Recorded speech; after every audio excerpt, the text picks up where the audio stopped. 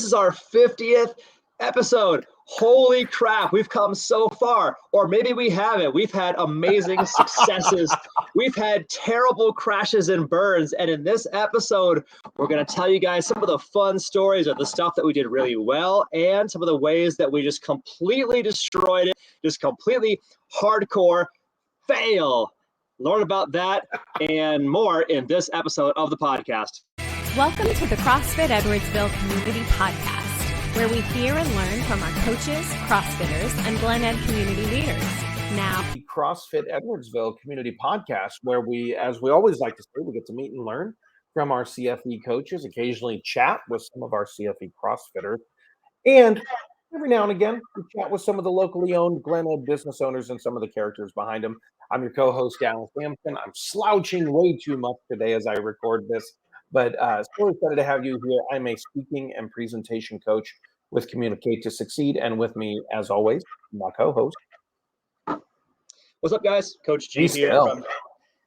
Coach G from CFE, the CEO and GM at CrossFit Edwardsville, and I guess one of the founding fathers of this little this pet project that Dallas and I call the CrossFit Edwardsville Community Podcast, and kind of excited and then also kind of like humbled, like holy cow, 50th episode. I guess that's some kind of a milestone. That's some kind of landmark. I guess Dallas could speak to it a little bit more. And I'm kind of curious to know like how many podcasts are over after one or two episodes. I don't know. Well, you can go through things like iTunes and you can see the graveyard of podcasts. No kidding. Of where you see where somebody started 8 episodes in, 10 episodes in. Yeah. God willing, 20 episodes in. My previous podcast, Defeating Depression, did 150 episodes. That's amazing, dude. But the first 50. How long did that take? Well, okay. So full disclosure, when I first started the podcast, the Defeating Depression one, I was going for about 8 to 10 minutes, 5 days a week. Okay, I did Monday through Friday, 5 days a week for the first 6 months. So I did 100 episodes that way. And then I shifted the format because as feedback came in, the daily was good for some people, but there was only a certain, because I was not a certified therapist or, licensed therapist, there was only a certain level that I could offer that particular tribe. So then I shifted to a weekly, a little bit longer format with actual thought leaders in the mental health space, psychiatrists, psychologists, authors, experts, neurochemists. It was actually really fun for me to make that shift to the longer format. So for the first 50 here, we've really just, this is warm-ups, baby. This is swinging the bat. Yeah. Most people quit swinging the bat after 10, but we're just getting mobility warmed up here, side to side, man. Just getting ready. Yeah. Just, honing the craft, learning the fundamentals, learning the basics, learning how to hold the bat, proverbially speaking, learning our stance and position in the batter's box, proverbially speaking. I know that how we do this now has definitely evolved over the last 50 episodes, and we've learned to do some things, hopefully, a lot better than we used to. I'm kind of curious, Dallas, like in your eyes, like what has evolved here in the podcast? As an experienced podcaster with a much richer set of eyes, a much deeper understanding of this game, like how have you seen the podcast evolve in the last 50 episodes? I would honestly say it's been a lot. You have been the most evolved. I remember when we first started, you were very scripted, and you needed to make sure that your script was in place so that you were like word for word. And you started to relax into that, and now one of the great things for me, G, about the art and the science of communication is that they are indeed both. It is an art and a science. And so sometimes you're like, that painting didn't work. Other times you go, no, I'm going to paint by numbers today to see what comes out of that. So to watch your skills and your comfort level develop has actually been a lot of fun. Plus, I think our banter has gotten better. Hopefully I'm continuing to evolve as a public communicator as well. And the other thing too is I think that the interview style that we're seeing with our early guests versus what we see now, I think is much more um, it's honed. It's honed and Sure. it's toned. Watching you evolve as somebody who can speak extemporaneously on Hmm. things, and everybody, there's your big word for the day, extemporaneously, or Right. speak, depending on where you are on that learning curve. But Huh. Yeah. but to watch that, and then also to watch the conversations evolve with the guests as well, has been fun. What about for you? What have you seen, man, in the So evolution of this? yeah, I have felt my own evolution. A lot of it is so to the audience here that may or may not know a lot about Dallas's background. If you've been following our podcast, you probably know, but if you're kind of a newer listener to the podcast, so Dallas has a background in public speaking and coaching public speaking. He has a background in stand-up comedy. He has a background in theater performance. And so when Dallas speaks, when Dallas is performing, so to speak, for the camera, for the microphone, or whatever, he's pulling from these different worlds where he's drawing on the drama of theater. He's drawing on the stand-up comedy microphone, right? And I've noticed these things that he does that inject flavor or excitement or personality or charisma into the presentation. So I see where like he makes a like just like there's a switch goes over his mind, like it's time for us to say something funny because we need that in this part of the conversation. And so in my mind, whether like either consciously or subconsciously, I'm starting to take notes on this flow of the conversation. What Yeah. makes an intriguing, engaging conversation for people to listen to? It's having these ups and downs, and there's the more somber moment, and then there's the more playful moment, and then there's the funny moment, and then there's the shocking, like the knowledge bomb that comes from the person, Yep. the thing you never thought they would say, the story that you never thought they would tell, and try to capture these. For me as a presenter, I think I've been taking notes and learning as it went along, and hopefully we're getting more interesting sides of the people that we interview. Hopefully Yeah. we're telling better and funnier and more interesting stories in between us and having fun as we just banter and just talk about whatever sometimes. I would like to give a disclaimer that my mind is almost always on comedy mode, and that I regularly am editing myself. So if you're seeing it, I guess that's a good thing. Well, there's something that, Dallas and I have talked about this before, that there are a lot of things that Dallas and Will Smith have in common. And one is that, like, for you guys, you almost have a default setting to try and see what is the comedy in the situation and bring Yes. that funny into it. You know what I mean?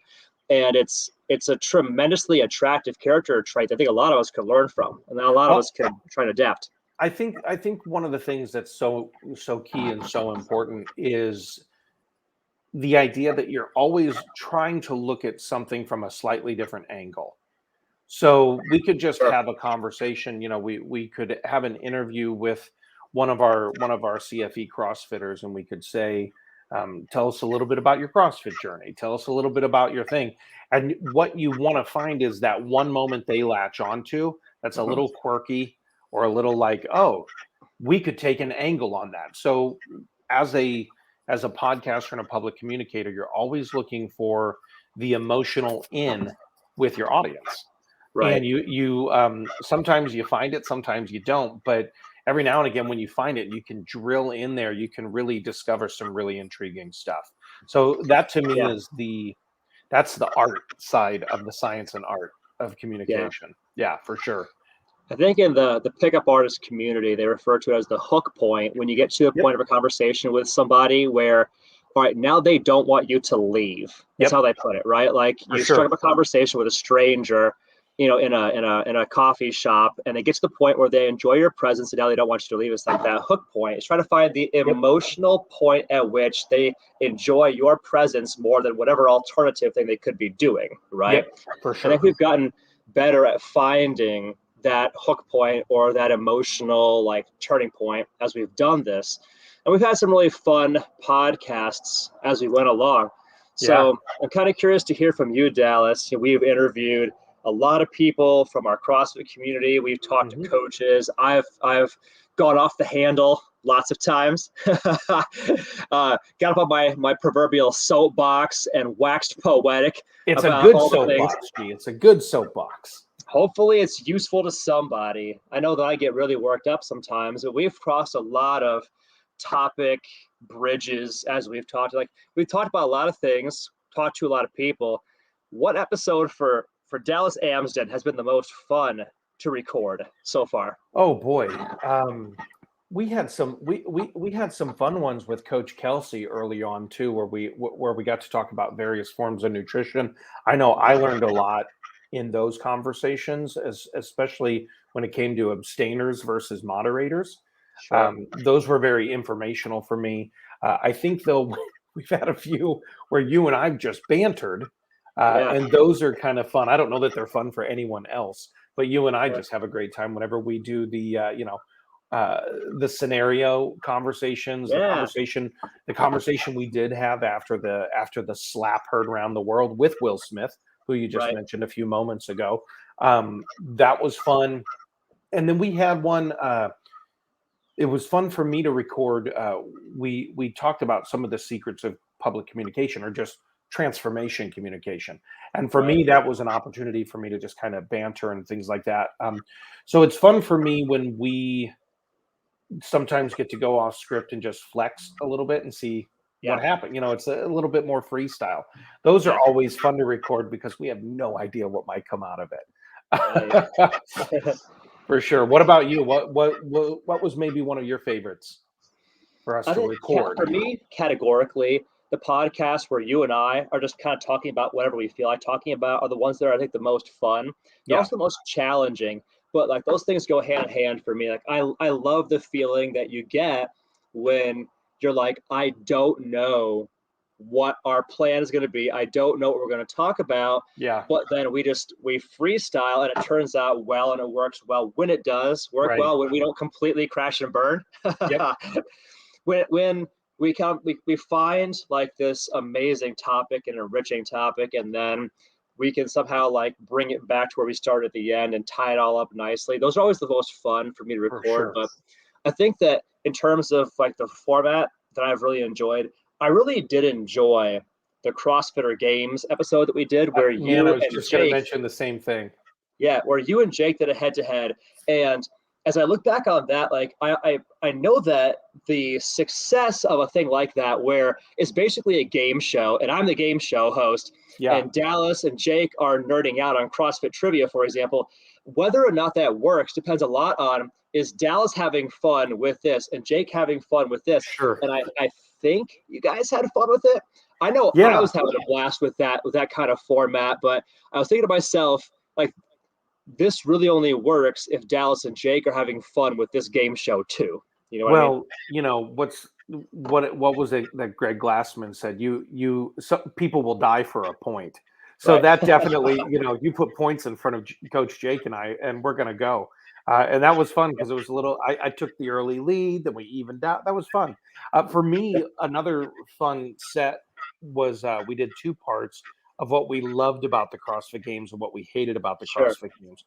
Yeah. And that to me was also a very fun one to record because we kind of got to nerd out a little bit. We kind of got to geek out a little bit about what we saw that we thought worked and didn't work in the newer format, I should say.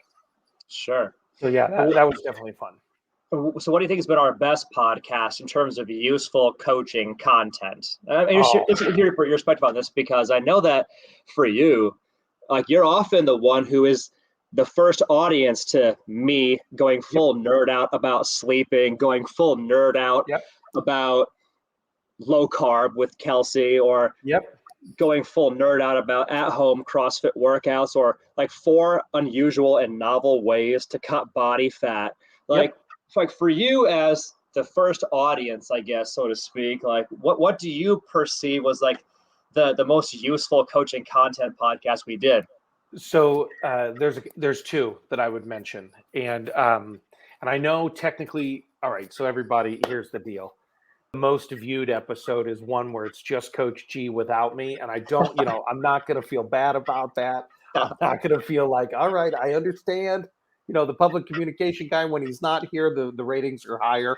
I'm sure at some point other people have felt that way, but for me, the two most useful, I think, are the 2 best.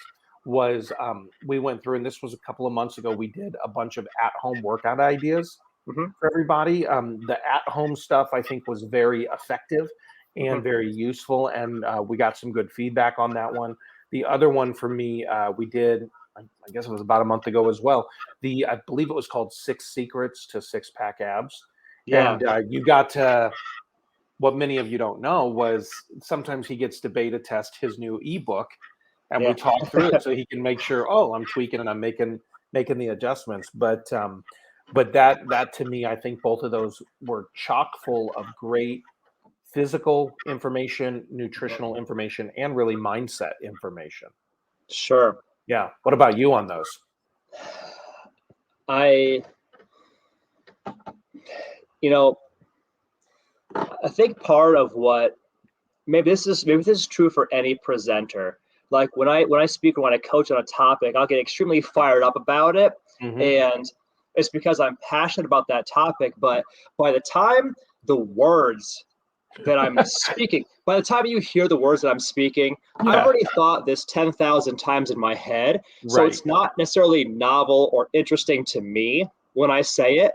So like maybe like what sounds like super interesting to everybody else is not as interesting to me in my own head. So when I think about like the most useful coaching content stuff is for me when I'm hanging out with Kelsey or with Jake, I'm listening to them and hearing a different perspective.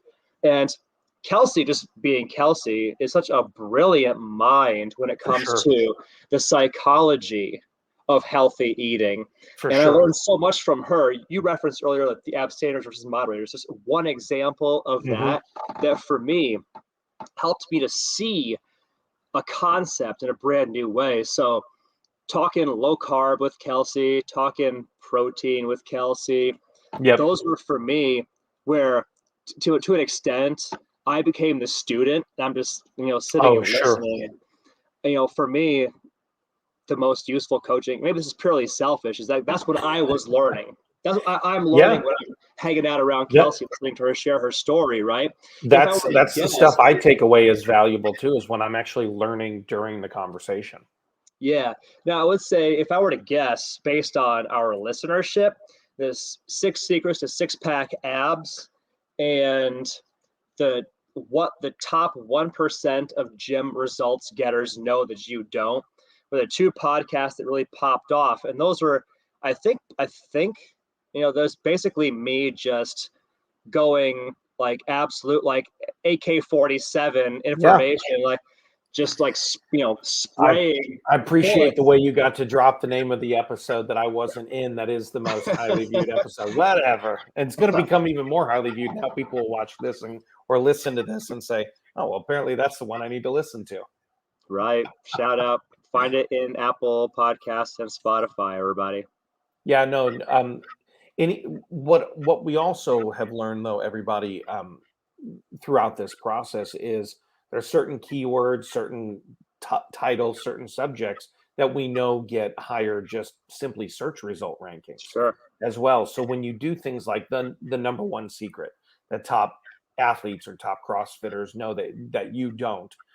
Everybody wants to know the secret. When we do a thing like a number, that's a big, even email sequencing, numbers are huge. The top 4 things you need to know about this.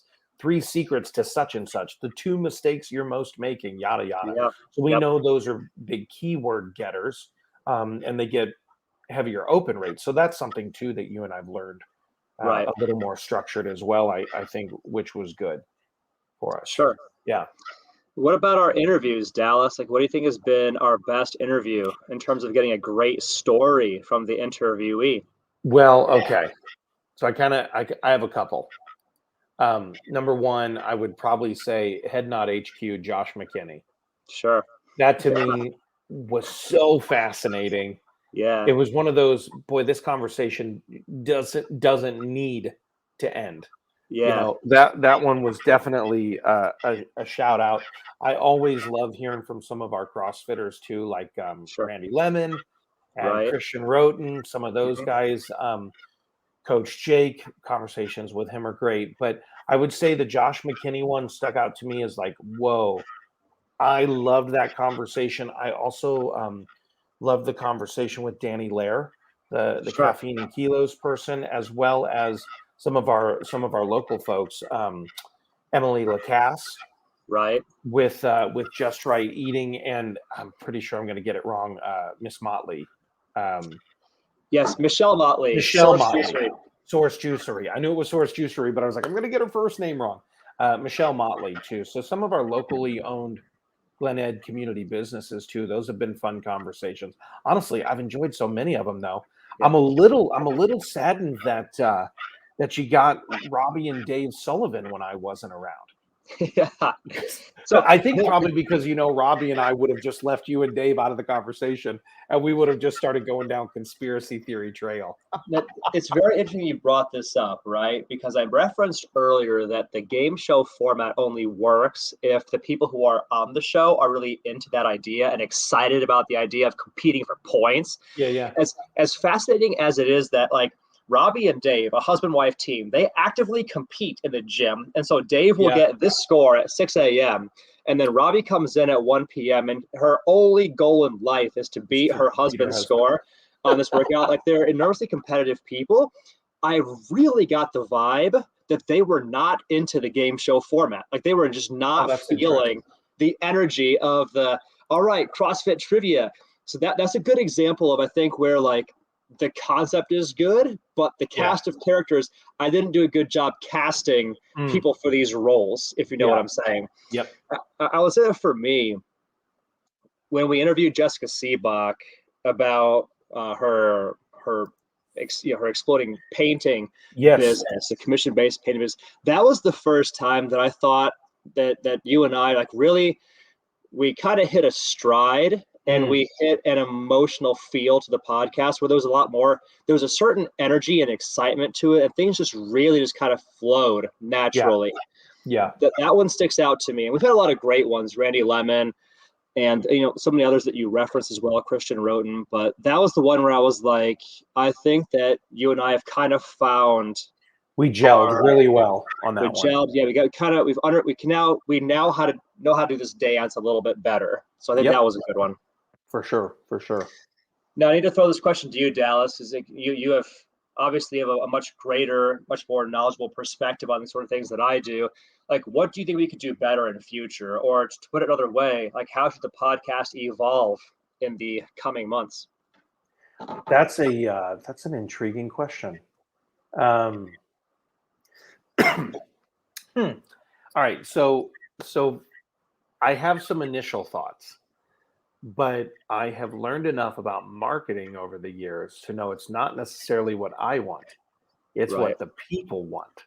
Right. So what I think would be really intriguing would be to hear from some of the listeners, hear from some of the CrossFit community to find out what they want as well. I do think, like I mentioned earlier, I think secrets, I think countdowns, all of those things are really great.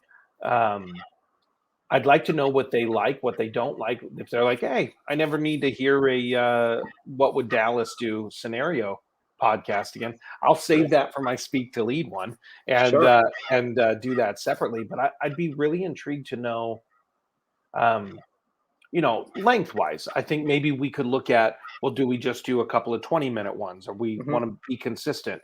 The more conversational format, though, I'm enjoying those. So I'd be interested to know what other people think, because unlike the movie Field of Dreams, if you build it, they will come. I don't think that's necessarily true. I think, no, find out what they want to come to and then build that. And so maybe what we should be doing is throwing this question out to our audience, to the listeners, like, hey, let us know in the comments below this YouTube video. Let us know below in the comments to the podcast. You can send us a direct message. We're very easy to find and accessible online. Like, what kind of podcasts do you guys like to hear? Do you enjoy the interviews of CrossFitters the most? Do you enjoy the CrossFitter Games game show format, just a fun, playful format? Do you enjoy the freestyle conversations where Dallas and I just kind of hit record and see what happens? Do you enjoy the business features where we learn more about the Glen Ed business leaders, community leaders, and learn their stories?